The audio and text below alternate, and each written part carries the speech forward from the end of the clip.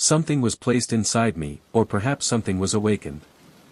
And it remains there still, pulsing beneath the artificial crown, sending its signals to recipients I can only guess at. The most terrifying aspect isn't the possibility that I imagined everything, it's the growing certainty that I didn't. And the question of how many others like me are out there, carrying these small metallic seeds behind their perfect smiles, waiting for whatever harvest Dr. Nightingale and his associates have planned. Tonight, my tooth is throbbing again. Through my bathroom window, I can see the lights of the city, and somewhere among them, the building in Havenbrook. I wonder if Suite 813 is illuminated now, if Dr. Nightingale is. The fluorescent lights in the Harmon Business Center flickered with an unnatural rhythm, casting sickly shadows across the fourth-floor hallway. The constant electrical hum that permeated the building seemed to deepen as I approached the end of the corridor, clipboard in hand. Something about this place had felt wrong from the moment I'd accepted the contract to assess the commercial property, not wrong in any way I could articulate, just a persistent, gnawing wrongness that settled in the pit of my stomach and refused to dissipate. My name is Michael Reeves, Commercial Property Assessor for Westlake County. I've spent 15 years evaluating office spaces, retail locations, and industrial properties. I know buildings. I understand their logic, their patterns, their secrets. At least, I thought I did before I encountered Office 408A. It began 3 weeks ago when I received the assignment to conduct a comprehensive assessment of the Harmon Business Center, a 12-story structure built in the late 1980s. The work was straightforward: verify occupancy, document maintenance issues, assess market values, and update the county's property database. I'd received spreadsheets listing all tenants, floor plans showing every office, and security access to the entire building. The assessment progressed smoothly through the first 3 floors. But when I reached the 4th floor and began cross-referencing my tenant list with the actual offices, I noticed a discrepancy. My system showed every office from 401 to 424, except for a mysterious 408A. According to the official floor plan, there was only 408, no 408A. I assumed it was a clerical error and continued my work. That Friday afternoon, I was finishing my inspection of the 4th floor when I noticed something odd.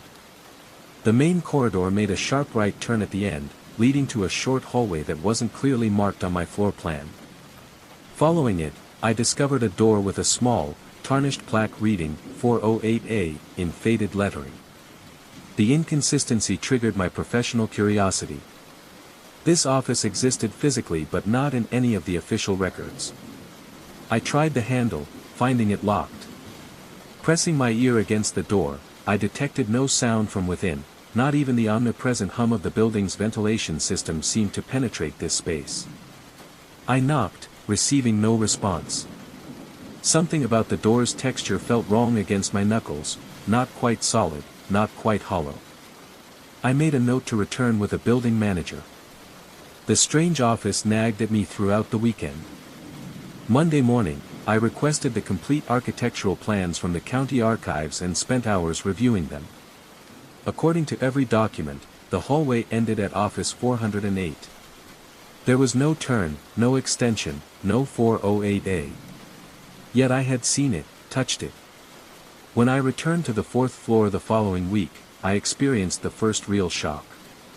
The corridor ended exactly as the plans indicated, with a blank wall where I distinctly remembered seeing the right turn and hallway extension. I stood frozen, my breath caught in my throat as cold sweat beaded on my forehead. I approached the wall, running my hands over its surface. It was solid drywall, painted the same institutional beige as the rest of the building, with no indication that a hallway had ever existed there. I asked the receptionist at the insurance office across the hall if she knew anything about Office 408A. She looked at me with genuine confusion, stating firmly that the hallway had always ended at that wall. When I described the short extension corridor and the door I'd seen, she suggested I might have confused this floor with another building. Her certainty and the conviction in her eyes made my stomach tighten. I thanked her and left, my hands trembling slightly as I made notes. That night, I couldn't sleep. My mind replayed the memory of seeing that door, touching it, feeling its strange texture beneath my fingers. I'd been doing this job for 15 years. I didn't confuse buildings. I didn't imagine doors. 3 days later, I was driving past the Harmon Business Center around 9:30 p.m., having finished a late assessment at a nearby property. Almost without conscious decision, I pulled into the parking garage. The night security guard recognized me from my previous visits and allowed me upstairs after I explained I needed to check something for an urgent report due the next morning. The building felt different at night. The fluorescent lights hummed at a lower, more menacing frequency. The normal bustle of office activity was replaced by a silence so complete it seemed to press against my eardrums. The elevator carried me to the 4th floor with a jerky motion that felt deliberate, threatening.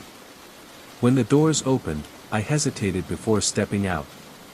The hallway stretched before me, identical to how I remembered it from my daytime visits, yet somehow altered. The shadows seemed deeper, the corners less defined. I walked slowly toward the end of the corridor, my footsteps echoing unnaturally in the empty space. And there it was, the right turn at the end of the hallway, the extension corridor, the door marked 408A. My heart hammered against my rib cage as I approached. The door looked older somehow, the wood more weathered, the metal plaque more tarnished than I remembered. The air in the small hallway felt dense, resistant, as if I were moving through water rather than air. My breath came in short, shallow gasps as I reached for my phone to document what I was seeing. I activated the camera and began recording, narrating in a whisper that sounded strange and disconnected from my body.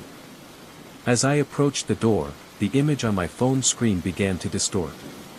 Vertical lines cut through the picture, and the audio became a staticky mess of white noise and discordant tones. When I touched the door, the screen went completely black, though the recording indicator showed it was still running. The handle felt ice cold against my palm, sending a jolt of pain up my arm. It turned easily this time, and the door swung inward with no resistance. The opening revealed only darkness, not the absence of light, but a tangible darkness that seemed to absorb the hallway illumination at its edges. Standing at the threshold, I felt a pressure differential, as if the space beyond the door was drawing air from the corridor. That's when I heard it, a sound from within the darkness, not a voice, not machinery, but something between a whisper and the rustle of paper. It conveyed intention without words, awareness without presence. My skin erupted in goosebumps, and a wave of nausea crashed over me. Every instinct screamed for retreat. I backed away, watching as the darkness seemed to seep around the edges of the door frame like black smoke. The door remained open, an invitation or a threat I couldn't interpret. When my back hit the opposite wall, I turned and ran, not stopping until I reached the elevator. My hand shook so violently I could barely press the button for the lobby. In the parking garage, I sat in my car for nearly an hour, trying to calm my racing heart and rationalize what I'd experienced. When I finally felt composed enough to drive, I checked my phone to review the video evidence. The recording was there, nearly 6 minutes long, but played back as visual static and a horrible screeching noise that forced me to mute my phone. The final frames showed what looked like elongated fingers reaching toward the camera before cutting to black. I told myself I needed verification, confirmation from another person that what I was experiencing was real. The next morning, I returned to the building with James, a security supervisor I'd befriended during my assessments. I explained that I needed to check something on the 4th floor but didn't elaborate on what we might find. As we walked the corridor together, I felt a creeping dread. When we approached the end, as I feared and somehow expected, the hallway terminated in the same blank wall I'd seen during my daytime visits. James looked at me with growing concern as I described the extension corridor and office 408A. The lines were pale, barely visible against my skin, but they were undeniably there. Perfectly formed, chillingly intricate. A strangled cry escaped my lips. I scrambled out of bed, stumbling towards the bathroom, desperate to wash it off. But I stopped dead in the hallway, my blood running cold. I didn't need the mirror to know. I could feel it. The slight pressure, the faint buzzing, the awareness of that intricate, wrong geometry pressed against my skin. I didn't wash it off. How could I? It wasn't on my skin, it felt like it was part of it. Today, the internet feels quieter about the pattern.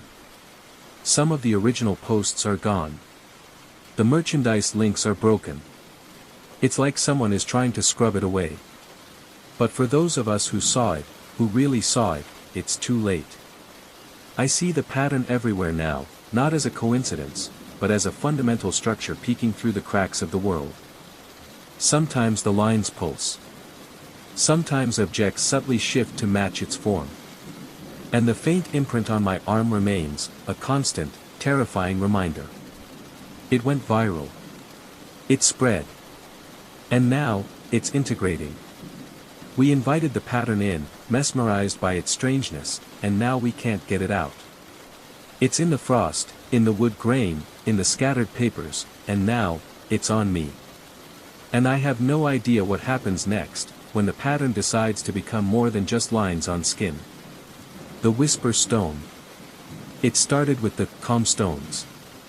They appeared seemingly out of nowhere, flooding online marketplaces and popping up in influencer unboxing videos. They were small, smooth, oddly weighted stones, usually a muted gray or soft blue, made of some unknown, cool-to-the-touch resin. Marketed as the ultimate fidget toy and stress reliever, their appeal was instant. Hashtag calm stone, hashtag pocket zen, hashtag oddly satisfying, the hashtags exploded. Everyone seemed to have one, rolling it between their fingers during meetings, lectures, or just while scrolling through their feeds. My name is Liam. I bought one impulsively from a pop-up ad. It felt nice in my hand, cool and solid, its surface almost unnaturally smooth. It did have a strangely calming effect, focusing my restless energy as I spun it on my desk while working from home. I figured it was just a clever bit of marketing capitalizing on the fidget trend. The quiet started subtly. I live alone in a usually noisy apartment building, traffic outside, neighbors moving around, the hum of the fridge. But one evening, about a week after getting the calm stone, I noticed the ambient sound seemed softer. Muted. I thought maybe my ears were blocked, or I was just tired. I put the stone down on my nightstand and went to bed. That night, I woke up suddenly. The room was utterly silent. Not just quiet, but a heavy, pressing absence of sound. No traffic hum, no heating system clicking, not even the sound of my own breathing seemed to echo normally. It felt like being wrapped in thick cotton. Panic tightened my chest. I sat bolt upright, straining my ears. Nothing. Then, faintly, from the direction of the nightstand, I thought I heard it, a soft, sibilant SH. Like someone whispering, trying to keep a secret. I flicked on the lamp. The calm stone sat innocently on the wood. The whispering, if it had ever been there, was gone. The normal, low-level sounds of the apartment building slowly filtered back in, though they still felt distant. My heart was pounding. Just a weird dream, I told myself, but the unnatural silence had felt chillingly real. Over the next few days, the phenomenon repeated. Periods of unsettling quiet, followed by the perception of a faint, indecipherable whisper seemingly emanating from the stone when the silence was deepest. It wasn't recordable. I tried setting my phone next to it, but the playback revealed only normal room tone, perhaps even quieter than usual. Online, amidst the glowing reviews and pictures of calm stones artfully arranged on desks, similar anecdotes began to surface, buried in comment sections or posted on obscure forums. Anyone else notice things get really quiet when holding their calm stone? Swear I heard my stone whisper last night. Freaked me out. Hashtag calm stone weird. Is it just me or does the silence feel heavy? Like it's pressing in? These posts were often dismissed as imagination, tinnitus, or people being suggestible. The company behind calm stones issued a generic statement about the stones being made of inert, sound-dampening resin, intended to enhance focus. But the effect intensified for me. The periods of silence grew longer, sometimes lasting minutes. During these times, the whispers became slightly more defined, though never forming actual words. It sounded like hushed breaths, tiny clicks, the rustle of dry leaves, all layered together into something that felt intentional but incomprehensible. I started feeling a strange anxiety during the silence, like I was missing something important, like the world outside the bubble of quiet was moving on without me. I tried putting the stone in a drawer, but found myself unconsciously reaching for it, needing that smooth, cool weight in my hand. Leaving it behind felt wrong. The silence seemed even more profound when the stone wasn't near, as if its absence amplified the effect before the whispers began. One afternoon, I was on a video call with my team. Mid-sentence, my colleague Sarah froze, her eyes wide. "Liam, I can't hear you anymore," she typed frantically into the chat. The others agreed. They could see my mouth moving on screen, but no sound was coming through. My audio input showed it was working fine. On my end, their voices had become distant, muffled whispers.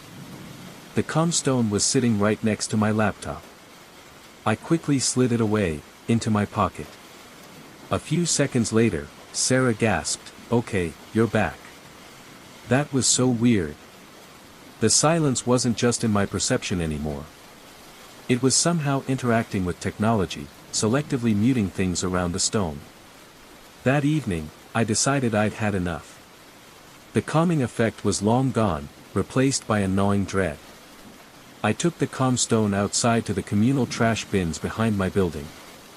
As I held it over the open lid, the silence descended instantly, heavier than ever before. The usual city evening sounds, distant sirens, chatter from open windows, cars, vanished. And the whispering started, louder this time, swirling around my head, a chorus of unintelligible secrets. It felt cold, ancient, and possessive. My hand trembled. Part of me, terrifyingly, didn't want to let it go. It felt like discarding a piece of myself. But the invasive nature of the silence, the feeling of being listened to by the whispers, finally won. I dropped the stone into the bin. The sound of it clattering against other trash was abruptly, shockingly loud. All the ambient noise of the city rushed back in, almost painfully intense. The whispers stopped cold. Relief washed over me so strongly my knees felt weak. The next day, #CalmStoneRecall was trending. The company cited potential auditory side effects and urged immediate disposal. The internet moved on, chasing the next trend. But sometimes, late at night, when the building is quiet, I still experience moments of that heavy, pressing silence. It never lasts long, but it's there. And sometimes, just on the edge of hearing, I think I catch the faintest sibilant sh. I never found out what the comstones really were, or what the whispers wanted. I just know they spread fast, offered quiet, and tried to take something more in return. And I worry about how many weren't thrown away. The house without locks. I should have known something was wrong from the start. The rent was so low it felt like a typo, a number missing a zero. The landlord, a shifty guy who avoided eye contact, mumbled something about the previous tenants leaving in a hurry. The weirdest part? None of the doors inside or out had locks. Not broken locks, just none. Smooth wood where the mechanism should be. He claimed they used heavy doorstops, giant wedges of wood, and that it was just a quirk of the place.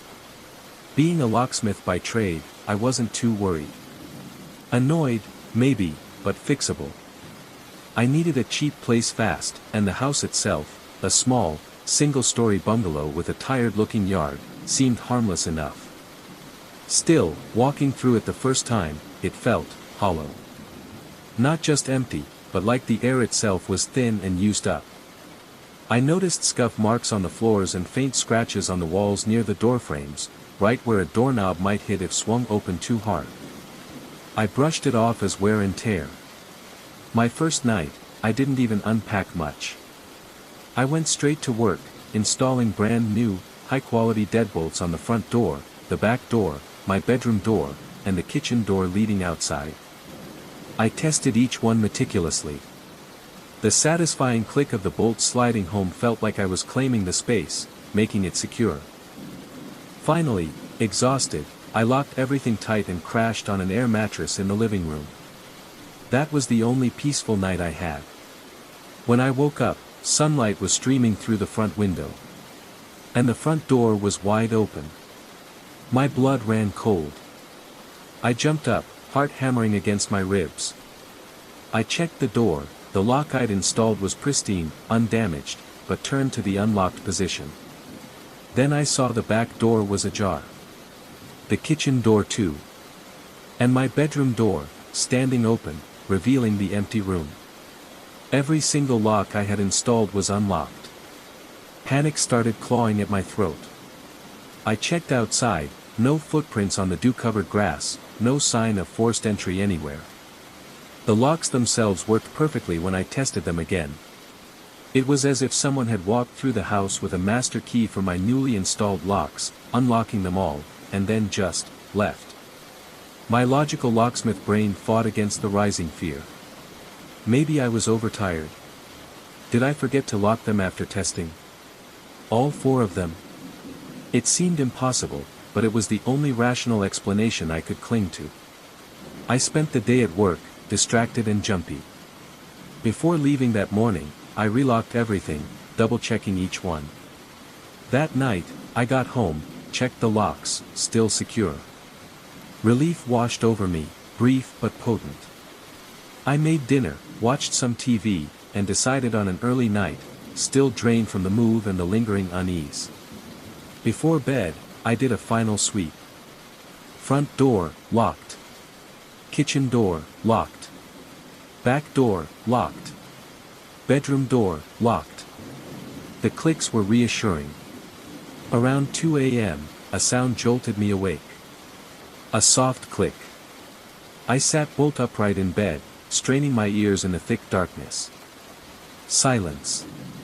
Then, another click, closer this time. It sounded like it came from the hallway, near the kitchen. My mouth went dry. I swung my legs out of bed, feet hitting the cold floor. As I crept towards the doorway, I heard it again, the faint, unmistakable sound of a deadbolt turning. I grabbed the heavy flashlight I keep by the bed and flicked it on, stepping into the hallway. The kitchen door was slightly open.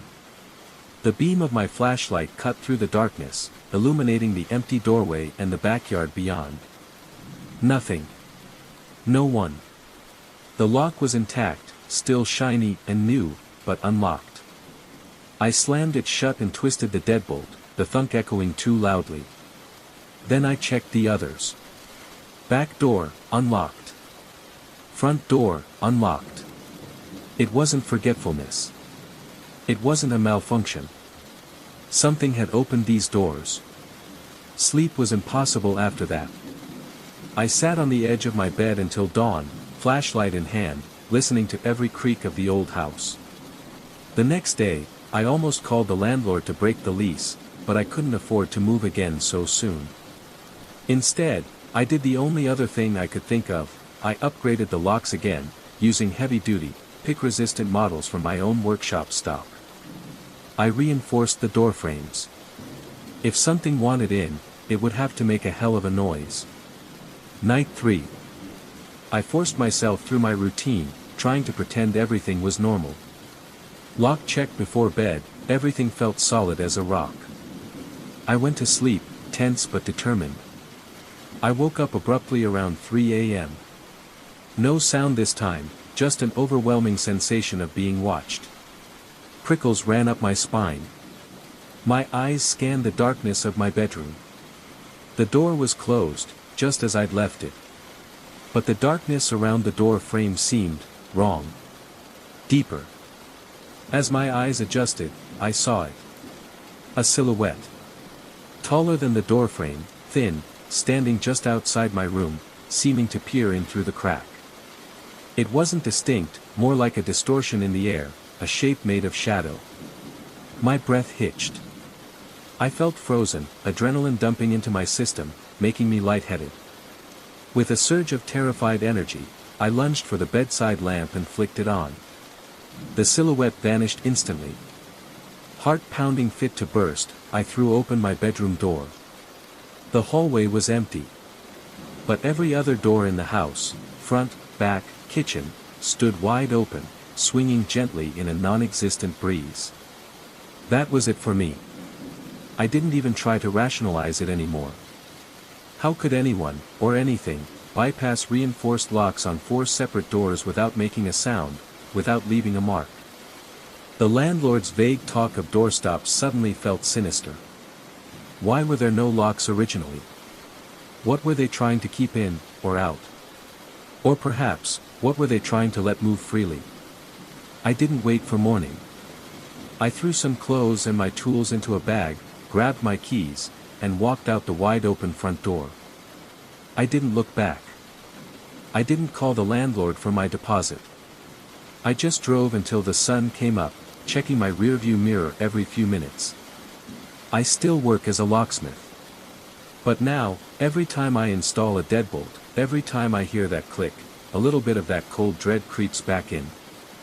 I think about that hollow-feeling house, the scratches on the walls, the silhouette in the dark, and the impossible locks that wouldn't stay locked. And I wonder what happened after I left, and if the doors are still standing open. The armchair in the attic. The attic wasn't listed in the rental agreement. The landlord, old Mr. Henderson, just waved a dismissive hand when I asked during the walkthrough. Storage, mostly, he'd mumbled, haven't been up there in years. Door sticks. He was right about the sticking door. It took a solid shoulder shove on my 3rd day living there to get it open, releasing a cloud of thick, cloying dust that smelled like dry paper and forgotten things. I'd moved into the narrow, slightly tilted house because it was all I could afford after leaving my old life behind. I just needed a quiet space to paint. The attic, once I wrestled the door open, was surprisingly large, running the length of the house under the low, sloped roof. A single grimy window at the far end let in a weak shaft of afternoon light, illuminating dust motes dancing in the air. It was crammed with the usual attic debris, stacked boxes yellowed with age, rolled up rugs, a headless dressmaker's dummy leaning sadly in a corner. And the armchair. It sat near the center, draped in a dusty white sheet that did little to hide its bulky shape. Curiosity piqued, I pulled the sheet off. It was an old wingback chair, upholstered in a faded, deep green velvet that looked almost black in the dim light. The wood trim along the arms and feet was dark and ornately carved, though scratched and dull. It looked heavy, solid, out of place amongst the lighter clutter. I ran a hand over the velvet. It was surprisingly soft beneath the layer of dust, but cold to the touch, colder than the surrounding air. I dismissed it as just the nature of old fabric in a drafty attic. Still, something about it felt watchful. I shook the feeling off. Attics are inherently creepy places.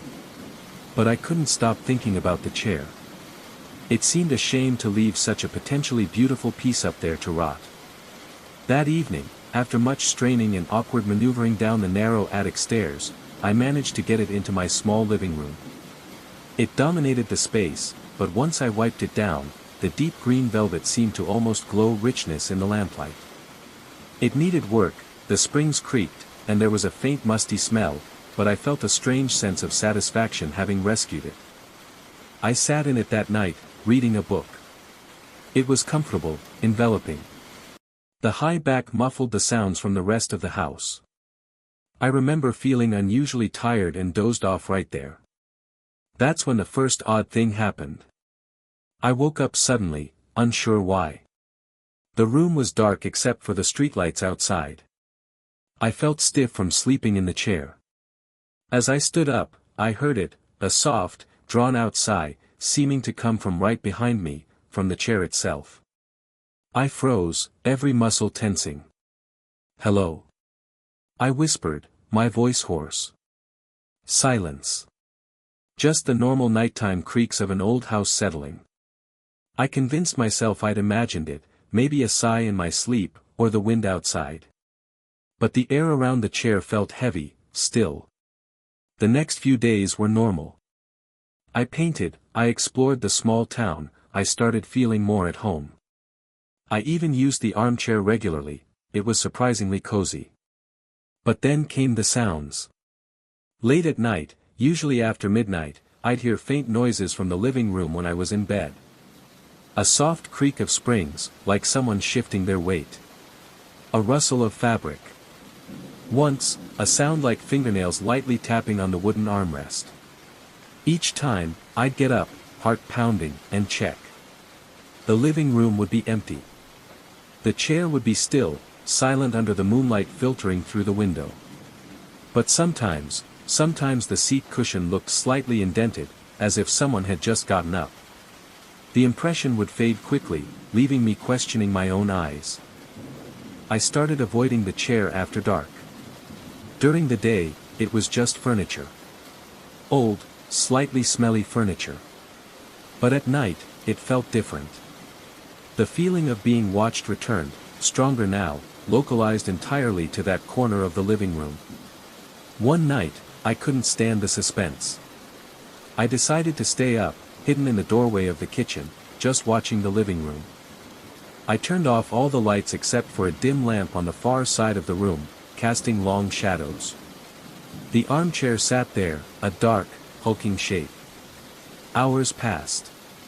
The house was silent except for the refrigerator's hum. My eyes grew heavy. Then, around 3 a.m., I saw it. The indentation appeared on the seat cushion, slowly, deliberately, as if an invisible weight was settling down. The velvet seemed to tighten. The springs gave a low, protracted creak. I held my breath, unable to move, my blood turning to ice water. I was watching an empty chair being sat in. Then, the armrest depressed slightly, accompanied by another faint creak. It stayed that way for a long minute, the cushion deeply pressed down. I could almost feel a presence in the room, a stillness that wasn't empty. My skin crawled. Just as suddenly as it began, the cushion slowly rose back to its normal shape. The creak stopped. The feeling of presence lessened, though it didn't vanish entirely. I stayed frozen in the doorway for I don't know how long before backing slowly into the kitchen, my legs trembling. I didn't sleep for the rest of the night. The next day, I decided I had to get rid of it. I couldn't live with that. But when I went to move it, something felt wrong. The chair seemed heavier, impossibly heavier than when I brought it down. I strained, pulling with all my might, but could only drag it an inch or two across the floorboards. It felt anchored. As I struggled, I heard a low groan, not from the springs this time, but deeper, seeming to come from the very frame of the chair. And the air grew noticeably colder around it. Fear, sharp and real, finally overwhelmed my practicality. I gave up trying to move it. I threw the dusty sheet back over it, tucking it tightly around the base. Out of sight, maybe out of mind. But it wasn't. That night, even with the sheet covering it, I heard the creaks again. And something else, a faint, rhythmic tapping from beneath the sheet, coming from the seat. Tap. Tap. Tap. Slow, deliberate, insistent. I didn't check. I locked my bedroom door, something I hadn't done before, and wedged a chair under the knob. I still heard it, muffled, through the door. Tap. Tap. Tap. I haven't uncovered the armchair since. It sits in my living room, a shrouded monument to my fear. Sometimes, late at night, I still hear the creaks, the sighs, the tapping. I don't sleep well. I avoid the living room after dark. My landlord, Mr. Henderson, hasn't been back, and I haven't told him. What would I say? The worst part? Sometimes, during the day, when the sun hits the sheet just right, I think I can almost see the shape of the indentation in the cushion beneath the fabric. As if something is still sitting there, patiently, waiting under the shroud. Waiting for me to lift the sheet again. The house on Barren Hill. I needed peace. Not the temporary kind you steal between phone calls or traffic jams, but deep, uninterrupted quiet. My research on localized atmospheric anomalies, pockets of unexplained phenomena, demanded focus, and the old house seemed perfect. It stood alone atop a barren hill, miles from the nearest town, a forgotten silhouette against the wide sky. Its age and isolation didn't bother me, they were the selling points. I arrived late afternoon, the wind whipping dust devils across the rough dirt driveway. The house loomed larger than I'd expected, paint peeling like sunburnt skin, some windows boarded over, cracked spiderwebbing near the foundation. An uneasiness prickled at me, but I pushed it down. Old houses have character, I told myself, they settle and groan. Inside, the air hummed thick and stale. Dust motes danced in the weak light slanting through the grimy windows. Wooden floors creaked beneath my boots.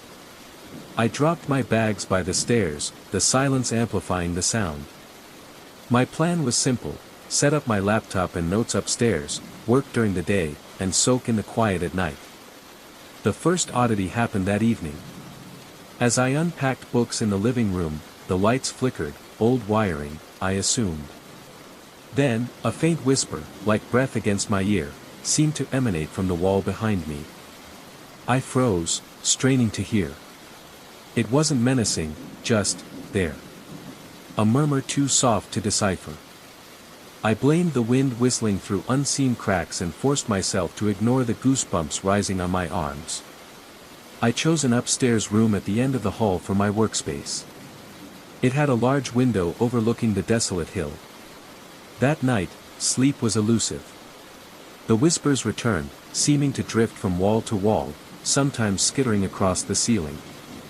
I'd catch fragments, maybe a syllable that sounded familiar, but never enough to understand. A chill settled deep in my chest, and I pulled the thin blanket tighter, my eyes scanning the darkness until exhaustion claimed me. The next morning, determined to shake off the unease, I explored. Old houses often have quirks, hidden spaces. Behind a heavy, immovable-looking cabinet on the first floor, I noticed a slight gap in the wall paneling. Curiosity overriding caution, I nudged the cabinet. It shifted with surprising ease, revealing a narrow, dark opening. A damp, earthy smell seeped out. My flashlight beam cut into the darkness, revealing a passage walled with rough stone. Strange symbols, faded circles crossed with lines, were painted near the entrance. Hesitantly, I stepped inside. The air grew heavy, pressing on my ears. My footsteps echoed unnervingly. After a few yards, the corridor branched. One path turned sharply right, the other sloped downwards. I chose the downward path, the air growing colder. The whispering started again, this time seeming to come from just behind my shoulder. I spun around, flashlight beam slicing through the empty passage. Nothing. My heart hammered against my ribs. Further down, the whispering intensified, still indistinct but closer. I felt a drop of water hit my shoulder. Looking up, I saw only oppressive darkness, but I had the distinct, terrifying feeling of being watched. My hands trembled. This was too much for the first full day. I turned back, the sense of being followed clinging to me like a shroud. Faint, echoing footsteps seemed to match my pace, stopping when I stopped. I practically threw myself out of the opening, shoving the cabinet back into place, my breath coming in ragged gasps. Later, I found the house blueprints in a dusty drawer. They showed no hidden corridors. Over the next week, I tried to focus on my research, but the house wouldn't let me. Lights flickered constantly. Whispers became a near-constant companion, sometimes sounding like my name, uttered softly, questioningly. Fleeting movements danced at the edge of my vision, a shadow darting past a doorway, a ripple in a curtain when there was no breeze. Driven by a morbid curiosity I couldn't explain, I searched for more hidden entrances. I found one behind a loose panel upstairs, leading down a narrow flight of stairs squeezed between walls. At the bottom, another cramped corridor, more symbols etched into the stone. It led to a small, low-ceilinged room containing only an old wooden table. On it lay brittle pages covered in the same symbols and diagrams that looked like arcane instructions.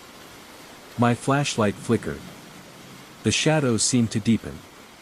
A presence, cold and immense, pressed in behind me. I felt a breath against my neck, colder than the damp air. Panic seized me. I scrambled back, slipping on the slick floor, catching myself on the doorframe before bolting back up the stairs, my heart threatening to burst. I realized then the house wasn't just haunted, it had an agenda. It wanted me to find these passages, these symbols, these remnants of forgotten rituals. It wasn't trying to scare me away, it was trying to draw me in. The whispers started sounding less like random noise and more like pleading, urgent calls for help, or perhaps, for partnership. I discovered more openings, behind floorboards, inside closets, revealing a labyrinth winding through the bones of the house. Some passages led to dead ends, others to small, empty chambers, still others to ladders ascending or descending into further unknown depths. I started spending more time in the corridors than in the actual rooms, flashlight in hand, compelled to map this hidden architecture, despite the constant, nerve-shredding fear. I lost track of days. My research notes lay untouched. One evening, the power died completely. Sitting in the candlelit living room, the whispers intensified, weaving my name into their fabric, over and over, soft, insistent, almost welcoming. Come, they seemed to say. Join us. Understand. My mind screamed at me to pack my car and leave, to drive until the house was a speck in the rearview mirror. But another part of me, a part the house had cultivated, felt rooted. I wasn't just a researcher anymore. The house didn't want a victim, it wanted an initiate, someone to understand its secrets and, perhaps, to keep them. I'm writing this now by candlelight, deep within one of the hidden passages. The air is cold, the stone rough against my back. The whispers are calmer now, almost, grateful. My hands shake as I write, my stomach is a tight knot of fear, but I'm not leaving. I feel the house around me, breathing, watching, waiting. It has shown me glimpses of things I can't explain, things tied to the symbols and the stale air. I feel like I'm part of its structure now, another secret held within its walls. I will keep exploring. I have to. The house demands it. And I will tell no one. The silence is part of the pact. My heart races, but I don't run. This is where I am now. Lost, terrified, but strangely, exactly where this house wants me to be. The footprints in the plaster. It wasn't dampness, not exactly. The water stains on the ceiling were old news, something the landlord had vaguely promised to fix. This was different. It started subtly, maybe 3 nights after I moved into the cheap, 4th-floor apartment near my downtown office. I'd taken the place because it was convenient and furnished, ignoring the slightly crooked closet door and the faint smell of stale laundry clinging to the sofa. Old buildings have quirks, I reasoned. The first odd thing was the footsteps. Late at night, I'd hear slow, heavy steps in the hallway outside my door. They'd approach, stop right outside, and then, silence. Each time I checked, the hallway was empty. The fluorescent lights hummed, the doors of the other units were closed. I asked my neighbors across the hall, an elderly couple. Had they heard footsteps? No. I mentioned the unit next to mine. Oh, that one's been empty for months, the man told me, peering through the crack in his door. Rent's too high for this old place. That made the footsteps unnerving. But then came the scratching. On the 3rd night, after the familiar footsteps paused outside, I heard a faint scraping sound, like fingernails dragging across drywall. It seemed to come from the wall behind my headboard. My mouth went dry. I got up, heart pounding, and pressed my ear to the wall. Silence. I ran my hand over the painted surface. It felt solid, cool. The next morning, inspecting the wall in daylight, I noticed them, tiny, hairline cracks near the ceiling. They weren't random, they formed faint, branching outlines, vaguely reminiscent of footprints. Small, bare footprints, pressed into the plaster from the other side. They were faint, easy to miss, but undeniably there. A chill snaked down my spine. I told myself it was just the building settling, weird patterns in the old plaster. But the sounds continued. Footsteps in the hall, stopping just outside. Soft scraping or tapping noises from within the walls, sometimes near the floor, sometimes high up near the ceiling. And more footprint-shaped cracks appeared. Near the kitchenette. Along the wall bordering the empty apartment. Near the bathroom door. Sometimes they looked like handprints, fingers splayed. They weren't deep, just these disturbing outlines etched into the surface, accompanied by tiny flakes of paint dust on the floor beneath them. I started feeling watched, constantly on edge. I'd be reading on the couch and hear a soft tap tap tap from the corner. I'd be showering and hear a faint scratch from behind the tiles. I tried talking to the landlord again, mentioning the cracks looked like footprints. He brushed me off, blaming humidity and settling. He sounded impatient, eager to end the call. One night, around 2 a.m., I heard rhythmic knocking, soft but deliberate, coming from the wall shared with the vacant unit. Knock, knock, knock, knock. It paused, then repeated. My breath hitched. Was someone in there? A squatter? But the door was locked, the neighbors insisted it was empty. I crept to the wall, flashlight aimed. The footprint cracks seemed to shimmer in the beam, the shadows playing tricks, making them look raised. I reached out, touching one outline. For a split second, I felt a faint vibration under my palm, like a distant tremor, before pulling my hand back as if burned. Panic began to set in. I started leaving lights on, sleeping fitfully on the sofa, my bedroom door open so I could watch the hallway. I considered moving out, but where would I go on such short notice? And how would I explain breaking the lease? My walls have footprints appearing from the inside. One Saturday, determined to get proof, I stayed up, hidden in the dim living room, phone camera ready, facing the wall with the most activity. Midnight brought the hallway footsteps. Then, the scraping inside the wall began, closer this time. I held my breath, flashlight beam fixed on the largest footprint crack near the baseboard. Then I saw it. The plaster around the footprint outline pulsed. It pushed outward, maybe half an inch, the paint flaking, before retracting. It was like something inside the wall was pressing against it, testing the barrier. A wave of dizziness washed over me. The shape pulsed again, a slow, deliberate pressure from within. I fumbled for my phone, hands shaking, but by the time I aimed the camera, the wall was still. The cracks looked inert, just flaws in old plaster. I haven't slept properly since. The cracks multiply slowly. Sometimes I find fresh paint dust. The scratching and tapping continue, intermittent, unpredictable. It doesn't feel aggressive, not yet. It feels like something, existing, just beyond the thin barrier of the wall. Something moving within the structure of the building itself, leaving its traces like ghostly fossils in the plaster. I walk around my own apartment feeling like I'm sharing it. Every creak, every tap sends my heart racing. I keep my phone close, the number for emergency services ready, but I haven't called. How do you report footprints manifesting in your walls? Right now, it's late. The lights are on. I'm sitting on the edge of my couch, staring at the wall opposite. My skin prickles. I just heard a faint, rhythmic tap, tap, tap from behind the plaster near the floor. It knows I'm listening. It's there. Moving. Waiting. And I'm trapped here, living inches away from whatever leaves its chilling impressions on the other side.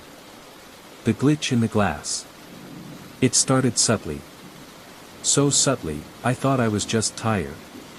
You know how you catch your reflection in a window or a mirror, just a quick glance. That's all it was. But one evening, walking past the hallway mirror, I stopped.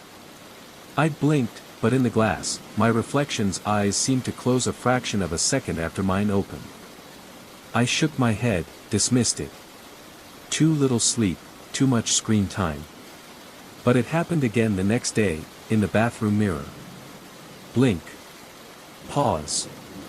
Blink. My reflection was lagging, just my eyes. I tested it, waved my hand, tilted my head, everything else was perfectly synchronized. Only the blink was off. It was small, but it burrowed under my skin. Over the next week, it got weirder. Sometimes, I'd glance at my reflection in the darkened TV screen after turning it off, and its head would be tilted slightly, even though I was sitting perfectly straight. Or I'd see its lips parted in a faint O shape in the microwave door glass when my own mouth was firmly closed. Tiny, momentary discrepancies. Easy to ignore, easy to rationalize. Until the smile. I was washing my hands, looking down. When I looked up at the bathroom mirror, I wasn't smiling.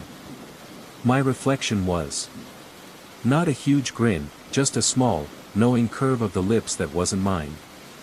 It lasted only a second before snapping back to match my own shocked expression, but I saw it. My heart hammered against my ribs, cold dread washing over me. I started avoiding mirrors. I covered the one in the hallway with a scarf. I'd turn away from shop windows. I brushed my teeth staring at the sink basin. But it was like knowing there's a spider in the room, even if you can't see it, you feel it. I felt watched, especially near reflective surfaces. One night, I couldn't stand the avoidance anymore. I needed to know if I was losing my mind.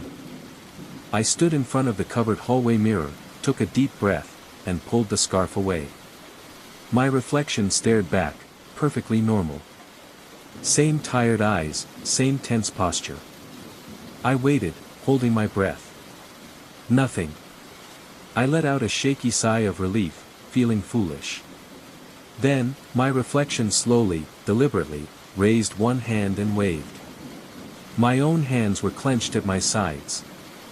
I stumbled back, hitting the opposite wall, my breath catching in my throat. The reflection's expression didn't change, it just held that wave for a second longer before its hand dropped, perfectly mirroring my own motionless stance once more. I didn't cover the mirror again. What was the point? It knew I knew. Now, every reflection is a source of low-level panic. Is it just me in the glass? Or is it the other me, the one that lags, the one that smiles, the one that waves? Sometimes, late at night, when the house is quiet, I think I hear a faint whisper, like dry leaves skittering across glass. It almost sounds like my name. I don't know what it wants, or why it chose me. I just know that sometimes, when I look in the mirror, it feels like I'm not the only one looking back. And I'm starting to wonder, which one of us is the real reflection? The pattern on the ceiling. It started with a single, faint crack above my bed. Just a hairline fracture in the old plaster. I live in an older apartment building, so I figured it was just the place settling. I didn't think much of it for the first few days. Then, I noticed another small crack branching off from the first. And a day later, another. They weren't spreading randomly, they seemed to be forming a sort of jagged line, heading towards the center of the ceiling.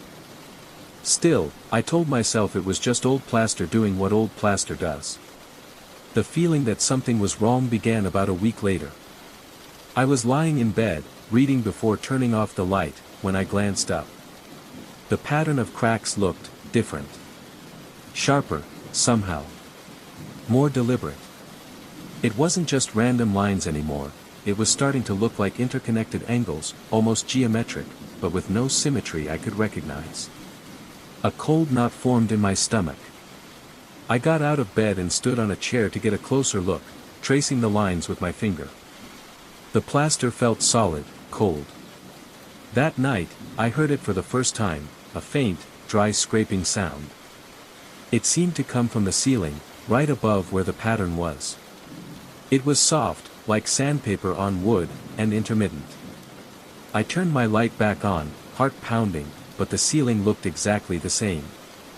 The sound stopped. Over the next few days, the pattern grew. More tiny cracks appeared, connecting to the main shape, making it more complex. It didn't look like any symbol I knew. It looked like something ancient and wrong. And the scraping sound returned each night, always soft, always stopping the moment I focused light or attention directly on the ceiling. I started losing sleep. I'd lie awake, staring into the darkness above, imagining those cracks spreading, imagining what was making that sound just inches above my head. I tried sleeping on the couch, but the thought of what might be happening to my bedroom ceiling while I wasn't there kept pulling me back. One morning, I woke up with a gasp. Sunlight streamed through the window, illuminating the ceiling clearly.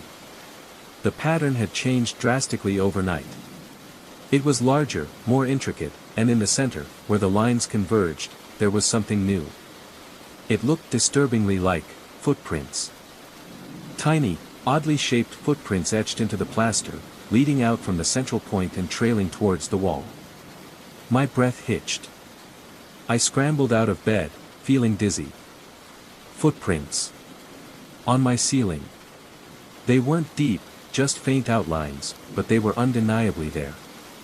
And the scraping sound from the night before suddenly felt terrifyingly purposeful. I called my landlord. I tried to sound calm, just mentioning some unusual cracks appearing rapidly. He sent a maintenance guy over who glanced up, shrugged, said it was probably water damage from the apartment above, even though there were no stains, patched the most obvious cracks with some spackle, and left. That night, the scraping was louder. And when I woke the next morning, the spackle was gone, flaked onto my floor like dry snow. The footprints were back, clearer than before, and there were more of them, trailing further across the ceiling. Now, I sleep with the lights on.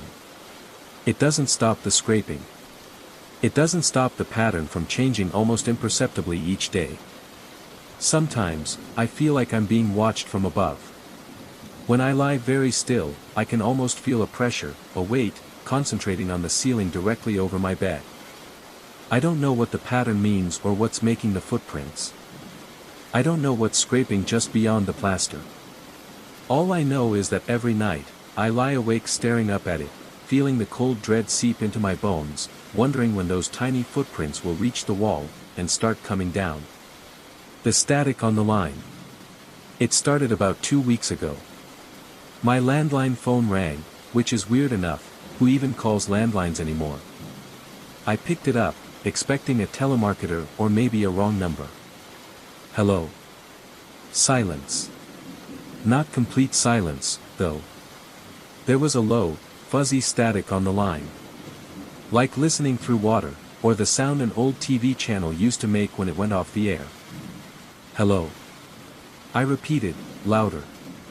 Just the static. It felt thick. Heavy. After a few more seconds, I hung up, figuring it was just a bad connection or a pocket dial from somewhere. But it rang again the next evening. Same time, almost to the minute. I answered. Same heavy, fuzzy static. No voice, no clicks, just that oppressive sound. This time, I stayed on the line longer, maybe 30 seconds, listening intently. There was nothing within the static, but the static itself felt wrong. Like it was intentional. I hung up again, a little prickle of unease on my neck. It became a daily occurrence. Every evening, between 7:15 and 7:20 p.m., the landline would ring. Always, unknown caller, on the ID. Always that same, thick static. I started letting it go to the answering machine, but it never left a message. The machine would just record 30 seconds of that dense static before cutting off. Deleting those messages felt strange. It wasn't just noise, listening to the playback gave me a headache, a dull pressure behind my eyes. I tried unplugging the phone for a few nights. Peace. But the silence felt wrong too, like I was just delaying it.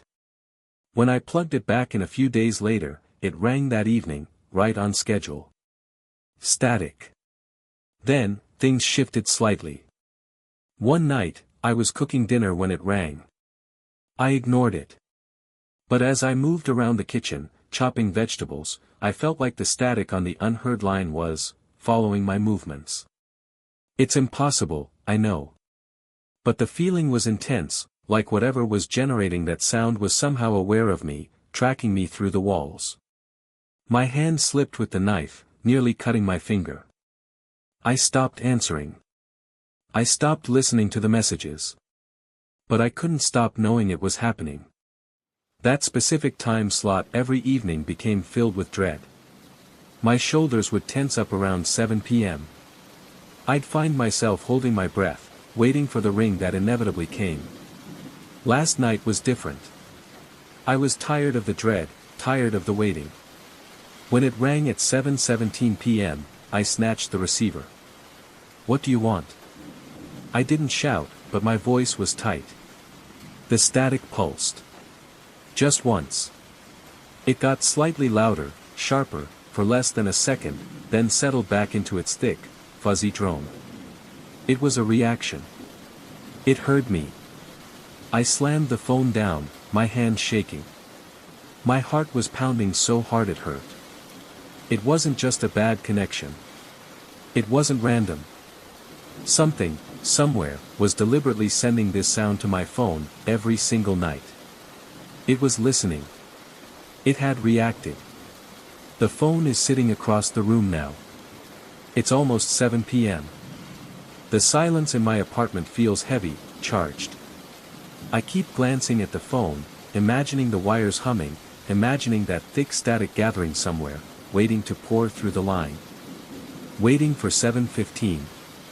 I don't know what happens if I don't hang up. I don't know what it is. I just know it calls every night, and the sound it makes isn't empty. It feels like it's waiting for something. And I'm terrified I might eventually find out what. The little wooden box. It started innocently enough. I found the little wooden box at a dusty flea market, tucked between chipped teacups and faded postcards. It was plain, dark wood, no carvings, no lock, just a simple, smooth cube maybe 4 inches across. Something about its unassuming nature pulled me in. It felt cool and solid in my hand. I bought it for a few dollars, thinking it would be a nice, unobtrusive place to keep stray buttons or loose change on my nightstand. I live alone. My apartment is small but usually feels safe, until the box arrived. The first morning after buying it, I noticed the lid was slightly ajar. I distinctly remembered closing it flush the night before. Shrugging it off, I pushed it shut and went to work. The next morning, the lid was open again. Inside, nestled on the bare wood bottom, was a single, tiny, dried wildflower, the same kind I'd idly picked from a crack in the sidewalk the previous afternoon and then forgotten about, letting it drop from my fingers a block later. My stomach did a slow, cold flip. How? It had to be a coincidence. Maybe a petal had stuck to my clothes. But this was a whole, perfectly preserved flower head. I threw it away, closed the box firmly, and tried not to think about it. But the next day, there was something else inside, a small, smooth, gray pebble, almost perfectly round. I remembered holding one just like it the day before, found while waiting for the bus, turning it over and over in my palm to soothe my nerves before a stressful meeting, then slipping it back into my coat pocket. I checked the pocket, it was empty. The air in my bedroom felt suddenly colder. I slammed the box shut, my hand trembling slightly. This wasn't coincidence. From then on, it was a daily occurrence. Every morning, the box contained a small token from the previous day, specifically from a moment I thought was private or insignificant. A shred of blue thread identical to one that snagged off my sweater unnoticed. A single, iridescent fish scale, likely from the brief moment I paused by the pet store window. A perfectly formed teardrop-shaped salt crystal the morning after I'd cried silently over a sad movie. These weren't just objects, they were echoes of my hidden moments, my fleeting thoughts, my unwitnessed anxieties. The box wasn't just storing things, it felt like it was collecting pieces of me. Fear began to curdle in my gut. I moved the box to the living room bookshelf. The next morning, it was back on my nightstand, lid slightly open, containing a tiny, tightly folded corner torn from a page of the book I'd been reading in bed. I tried locking it in a drawer. It reappeared on my desk. I tried hiding it in the back of my closet, under a pile of old sweaters. I found it sitting squarely on my pillow, lid invitingly open, holding a single, long strand of my own hair, tied in an impossibly intricate knot. My apartment stopped feeling safe. I felt constantly watched, a prickling sensation on the back of my neck. I started sleeping with the lights on. I jumped at every creak and groan of the building. I'd find myself staring at the box, expecting it to move, expecting something. Sometimes, late at night, I thought I heard the faintest scratching sound coming from inside it, like tiny claws on dry wood. I had to get rid of it. One Saturday, filled with a desperate surge of courage, I took the box outside. I walked blocks away to a public park trash can and buried it deep under sticky wrappers and coffee cups. I felt a wave of relief wash over me, so potent it almost made me dizzy. I practically ran back to my apartment, locking the door behind me, my heart pounding with frantic hope. That night, I slept more deeply than I had in weeks. I woke up slowly, the room filled with pale morning light. For a moment, everything felt normal. Then, a cold dread seeped into my bones. I turned my head slowly towards the nightstand. The little wooden box was there. The lid was wide open. Inside, resting on the dark wood, was nothing I recognized from the day before. It was a single, smooth, perfectly white bird feather. I hadn't seen a white bird. I hadn't thought about feathers.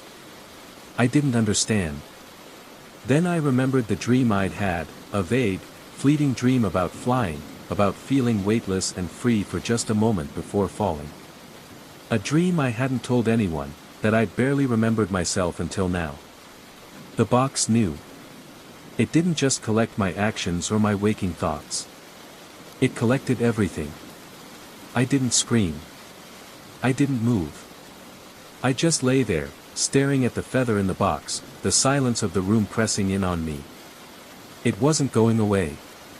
It would always be there, silently gathering the fragments of my life, my fears, my dreams. It knew me better than I knew myself. And the worst part?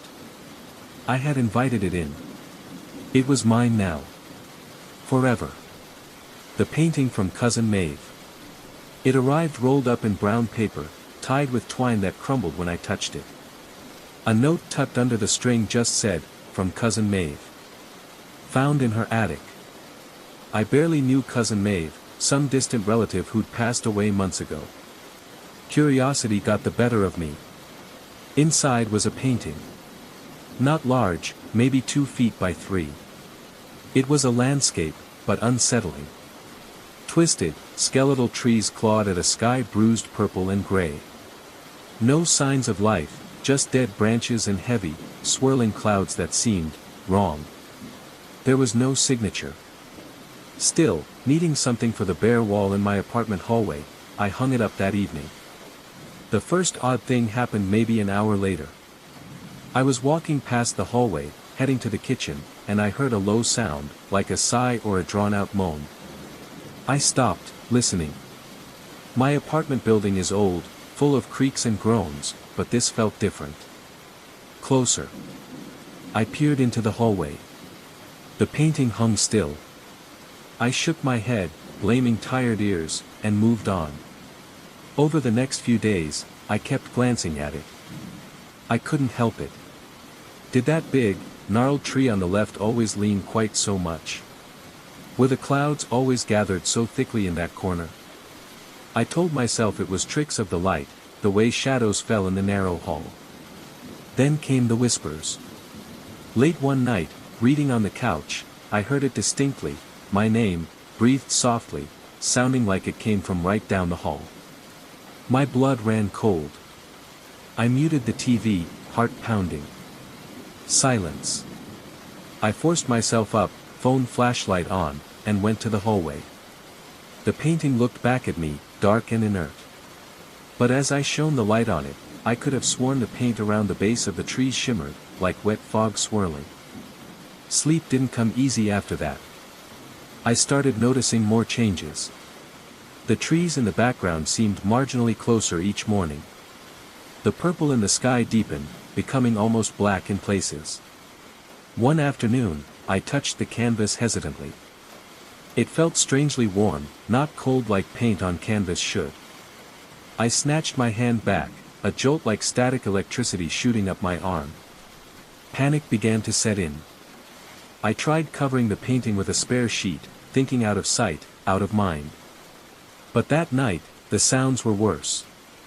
The moaning felt louder, more insistent, muffled beneath the fabric. And the whispers, they felt like they were right beside my ear, even when I was in my bedroom with the door closed.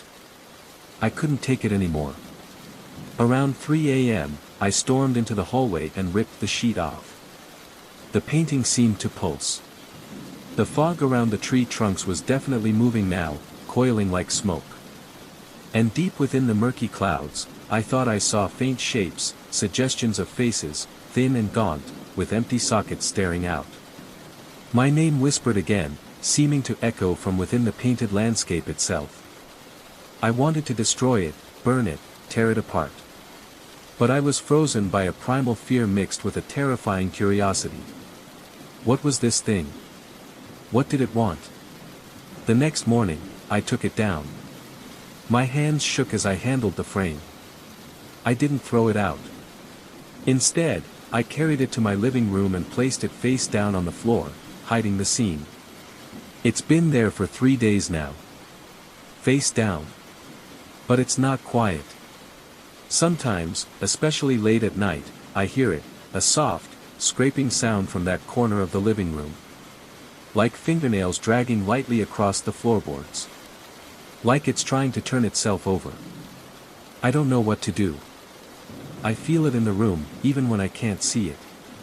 A heavy, watchful presence. I can't bring myself to touch it again, let alone get rid of it. It came from family, didn't it? What if getting rid of it is worse? All I know is that the painting isn't just paint on canvas. It's alive, in some horrible way. And I think it's waiting. Face down on my living room floor, it's just waiting. And listening. The armchair that remembered. I found it tucked away in the dusty corner of a sprawling antique mall, the kind of place that smells like old paper and forgotten memories. It was a wingback armchair, upholstered in a faded, deep green velvet that looked soft despite its age. The dark wood frame had elegant curves, slightly worn at the armrests. It just felt right. Perfect for the empty corner of my living room. The woman running the stall seemed almost relieved when I said I'd take it. Good, she'd muttered, barely meeting my eye. It's been here a while. Needs a home. I paid, loaded it awkwardly into my car, and didn't think much more about her reaction. Setting it up in my apartment, I admired how it filled the space. That first evening, I sank into it with a book. It was surprisingly comfortable, enveloping me. But as I settled, there was a faint, almost imperceptible shift beneath me, like the cushion was adjusting itself after I stopped moving. I shifted, thinking it was just old springs, but the feeling was oddly specific. A few days later, I came home from work and tossed my bag onto the couch. As I walked past the armchair, I stopped. There was a distinct impression in the velvet seat cushion, the shape of someone having been sitting there recently. Not just a general sag, but a clear indentation. I live alone. No one had been over. My heart gave a little jump. I reached out, the spot felt faintly warm to the touch. The warmth faded even as my fingers hovered over it.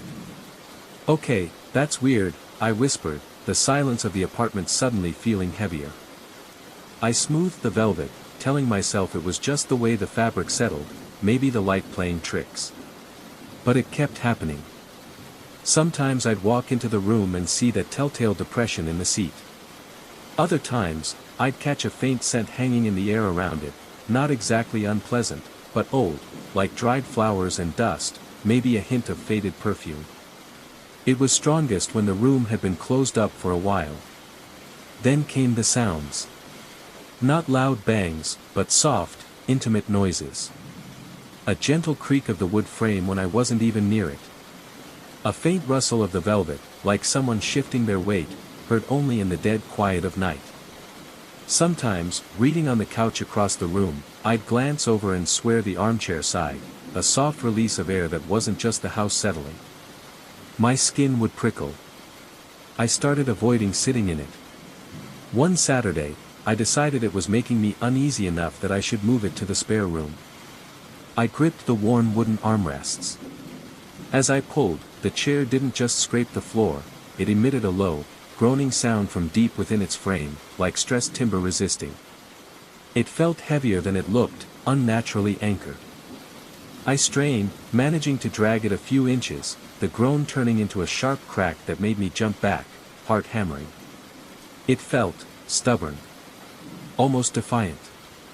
I left it there, slightly askew, for the rest of the afternoon. When I came back into the living room later, intending to try again, it was back in its original position. Perfectly aligned with the corner, as if I'd never touched it. That's when the real fear started. Not just unease, but a cold dread. How? I checked the floor for scrape marks from it sliding back, nothing. It was just back. I stopped trying to move it. I tried to ignore it. But now, I felt watched whenever I was in the living room. My gaze would be pulled towards it. Sometimes, out of the corner of my eye, I thought I saw a flicker of movement near the headrest, a shadow darker than the velvet, vanishing when I looked directly. The air around it often felt colder than the rest of the room. Last night was the worst. I woke up around 3 a.m., needing a glass of water. As I walked through the dark living room, guided only by the moonlight through the window, I saw it. Someone, or the shape of someone, was sitting in the armchair. It was a silhouette, slightly translucent, leaning back against the cushions, head tilted as if listening. I froze, unable to breathe, unable to scream. My legs wouldn't move. The shape didn't turn towards me, but I felt its attention, a heavy, ancient awareness. Then, slowly, it faded, melting back into the velvet until only the empty chair remained, bathed in moonlight. I didn't get water. I backed away slowly into my bedroom and locked the door, something I'd never done before. Today, the chair looks normal. Just an old piece of furniture in the corner. But I know what I saw. And I know what I feel. It remembers being sat in. It remembers its place in the room. Maybe it even remembers the person who sat there for years before me. And now, it's waiting. Waiting for me to sit down again, perhaps. Or waiting for something else entirely. I don't want to find out. But it's in my home, and I have no idea how to make it leave.